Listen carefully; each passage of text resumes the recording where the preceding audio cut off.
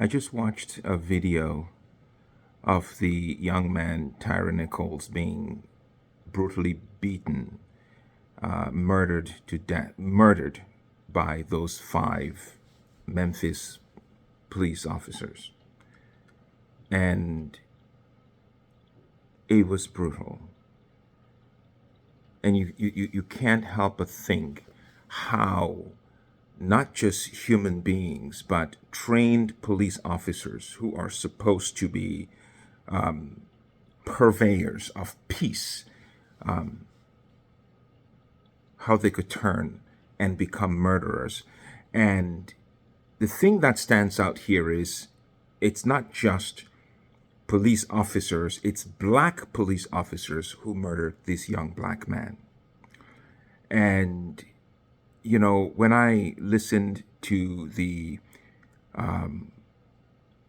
report on television and his mother speaking and said that she was especially pained by the fact that she was told that he died calling her name. He said, "I want my mother. I just want to go home." And I remember George Floyd going through the same, similar thing. It's like when they knew that this was it, there was no other way out. It's like they suspected that they were going to die. They said, "I want my mother." Man, that just I have children and I love my children. I love my children. And I can't even fathom. He went through tremendous trauma. But at a point where he's like, I want my mother. It's like, this is it. I may never see her again. This is it. Man, that broke me. That broke me. And you look at this and you think, why did this happen? I talk about it in this new book that I put out, Black Truths, Healing 500 Years of Colonial Lies. The whole black appellation that has been appended to us, it wasn't accidental. It was intentionally harmful, defamatory. It was intended to be negative, to be harmful. It was the basis of this whole slave trade, this black moniker that they call you and I, those of us with beautiful brown skin. And because it was founded on hate and it was founded on evil and criminality, it continues to haunt us today because it has caused so many black people to not appreciate themselves. It has caused so many black people to, first of all, think about it. The whole world has hated people of African descent. The whole world. You go to China, go to Australia, go to Japan, Europe, the United States, go to Brazil, wherever you find black people of African descent have settled. We have been hated because of the false, intentionally harmful narrative that has been constructed and perpetrated by those who invaded Africa, the Caucasians who invaded Africa. And this is what has been propagated over hundreds of years, over the centuries. And this is when people think of people of African descent, this is fundamentally what comes to mind. A people who are useless, hopeless, have contributed nothing to humanity, and are just consumers of space and time. All they're good for is forced labor and to be stolen from and to be subjugated. This is what people truly think, not knowing our rich, powerful history, a history of a people who explored, who traveled, a people who pioneered things like engineering and the sciences, medicine. There are some things that, yes, maybe we did not fully pioneer, but we were instrumental in their growth and their founding. We contributed. And around the world, we continue to do so. But because of the false narrative that has been perpetrated to be part of this dominant narrative, we find that so many Africans themselves, people of African descent, tend not to like themselves. And that's why, quite frankly, I am not a supporter of this Black History Month business. Because what has happened is Black History Month relegates the experience, thousands of years of rich history of those of African descent and Africans generally. What it does is it takes all of that and makes it a footnote in the history of the global cultural narrative. It says that thousands of years of invention, of pioneering, of exploration, of morality, it takes all of it and it makes it a footnote in the history of the global cultural narrative. This Black History Month, that's why I don't like it. It's tokenism.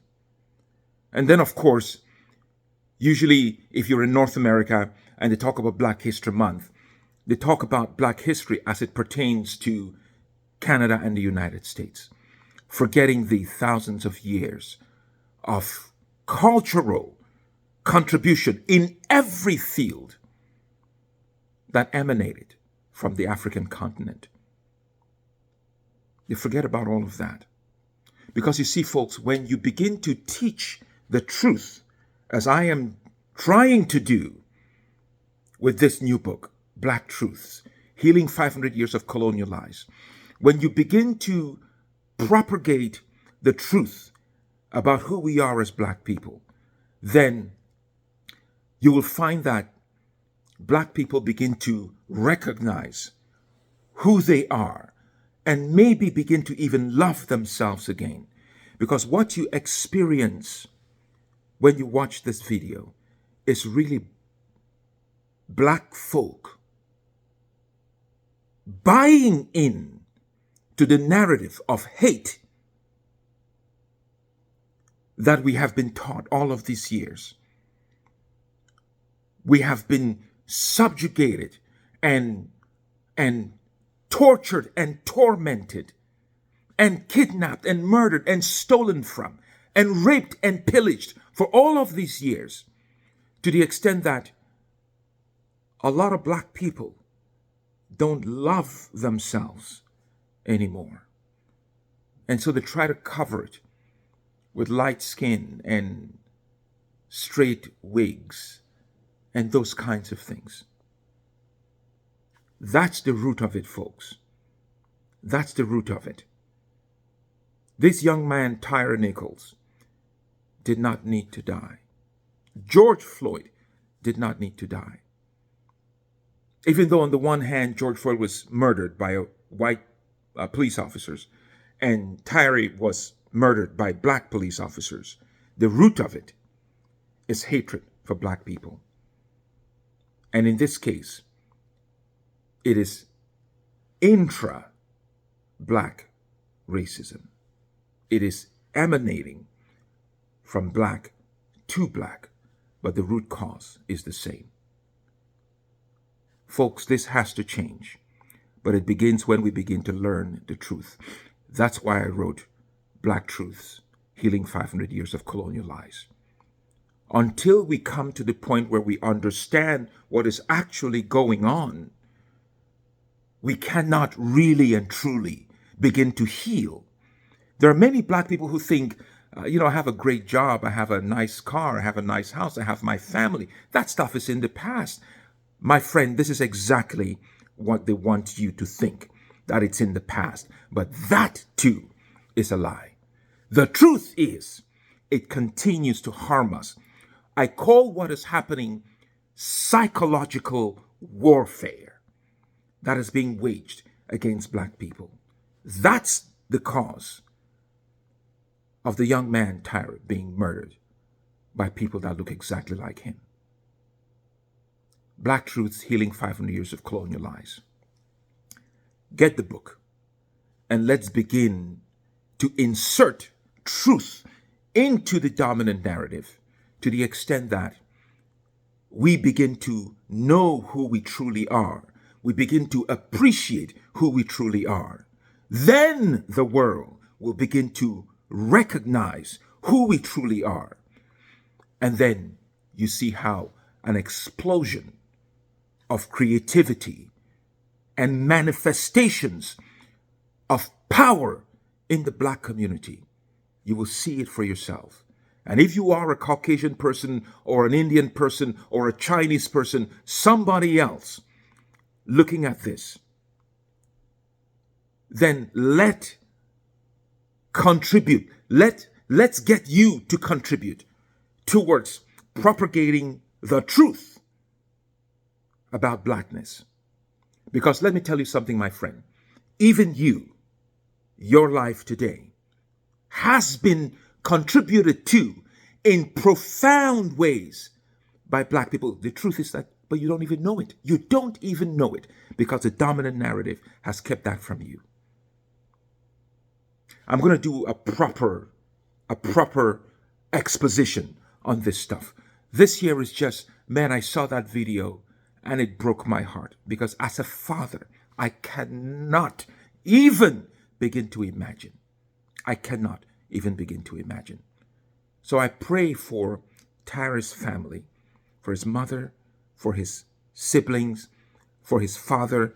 Nothing was talked about his father, but for his father and for his family and for his loved ones, I pray the peace of God upon them.